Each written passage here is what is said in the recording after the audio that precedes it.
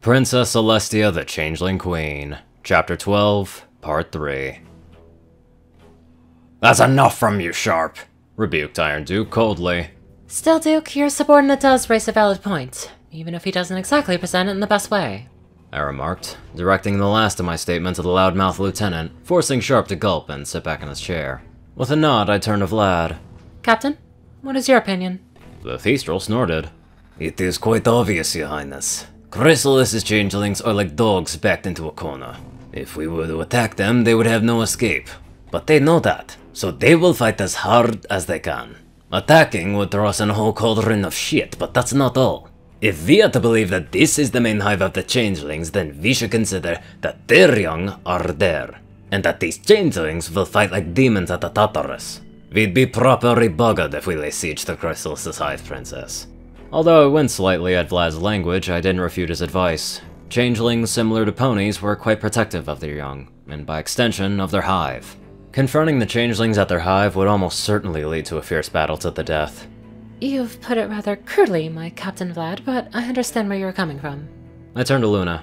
She had been silent for a long time and was peering closely at the model of Equestria. "Sister, do you have any insights that you wish to share with us?" Luna started, scattering some of the papers in front of her to the ground. Taking a breath, she paused, had bowed as if to collect her thoughts, and directed her attention to the other officers. "Commanders, right now we appear to stand at a crossroads. Some of these suggest that we could attack the changelings in all of our power and strength of arms. Yet others have suggested that it would be unwise to launch an assault at the changelings, and that we should fortify ourselves and sit through the storm." Luna pointed at the tiny black flag, representing the changeling hive in the Badlands. "To those of you who suggested to attack, we can see the advantages of thy strategy. To end the war quickly with a swift stroke is an admirable sentiment. What is more, we have regiments positioned in the area that are capable of accomplishing the task." An indigo glow surrounded 4 plastic ponies representing 3 separate regiments. Slowly, they arranged themselves in a rough circle around the changeling statuette. "If we have the Foreign Legion, supported by the Cloudsdale Blues and Las Pegasus Hussars, we should be able to lay siege to the changeling's hive." Ermaine, Hannibal, and Stonewall grinned eagerly as the princess examined the deployment of the figure troops. I was then almost startled as a sudden flare of magic rusted the flags that the plastic ponies held in a charcoal. The legs of the pony miniatures themselves were swiftly amputated, and they rolled ignominiously onto the desert. "Thou art fools to think that such a siege would be successful. We know nothing of our enemy other than where they are. Who is to say that Chrysalis has reserves of changelings that we do not know about? Even if we can achieve victory, at what cost shall we pay?" demanded Luna. With a flash of her horn, the plastic figurines were repaired and replaced back in their original places. Glancing back at Ermaine, Hannibal, and the others who had advocated for a quick assault, it seemed quite obvious that they had been chagrined at their princess's opinion. "And then there are the others, who wish to burrow into the ground and draw strength from our existing defenses. To weather out the storm, as one says.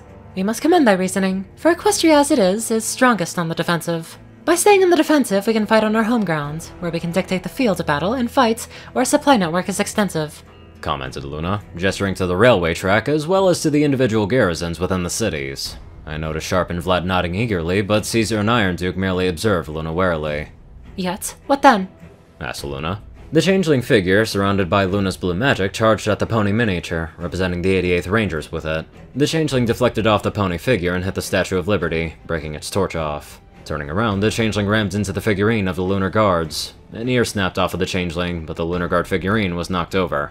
Zipping around the map, the miniature changeling knocked into several buildings, tore up several tiny fields, and ran into more toy regiments until the figure was cracked and dented beyond recognition. "Aye, we will win, but seeing the consequences of merely standing on the defensive. This is not like your typical war, where we have one united front. Chrysalis's changelings have the ability to strike literally anywhere, as demonstrated by their assaults on Camelot.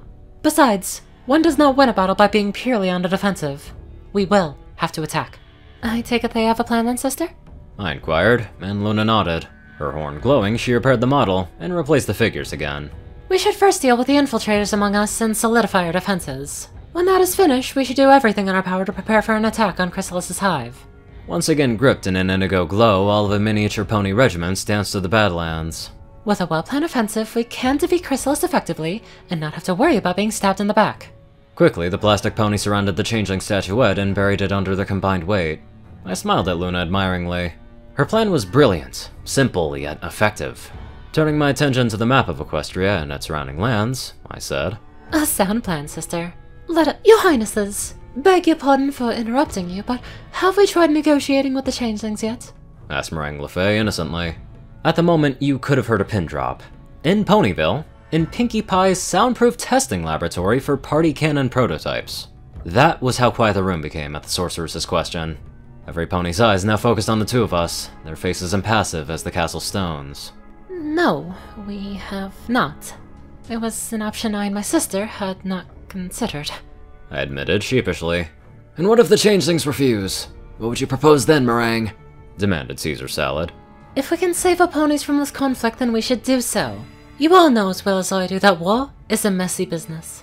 No pony will benefit from fighting, said Meringue slowly, the Enchantress's voice cold like a Wendigo's breath. I decided to quickly quell any dissatisfaction before things got out of hoof, so I raised my voice. I agree with Meringue. I and my sister will personally drop a proposal to be delivered to Chrysalis via the Changeling prisoners that we have captured. Moreover, to ensure that our terms are made clear to every pony, they will also be distributed to the press. Personally, I doubted that Chrysalis would ever negotiate with ponies, but now that I reconsidered the issue, it had been 1,000 years ago. So perhaps my sister would see reason. But Princess! Gasped Shining Armor. Captain, I know that this is hard for you, but if there is an option to spare the lives of our soldiers and any civilians, we should take it, I said to Shining Armor. The stallion cringed and sighed. I understand, Your Majesty, said Shining. Twilight took a break from her note-taking to place a comforting hoof on her brother's shoulder. Shining Armor smiled gratefully at the gesture. Your Highness, we can't negotiate with these changelings, shouted a voice. Generals, commanders, and observers turned to focus on Golden Star. Internally, I winced at the cacophonous jingling of his metals. And? Why not? I asked, barely able to suppress my irritation at the Major. Because they are savages, and should be put down as such without any conditions. Like barbarians, they attacked Canterlot and ran havoc in our streets. We need to pay them back, and even the scales. Golden Star's raging rant suddenly petered into silence. I noticed all of my generals were averting their gazes away from mine, while some of my general subordinates were covering their eyes in fear. Twilight had sprang away from me as if I'd suddenly had burst into flame. Thou impugns thy station, Golden Star.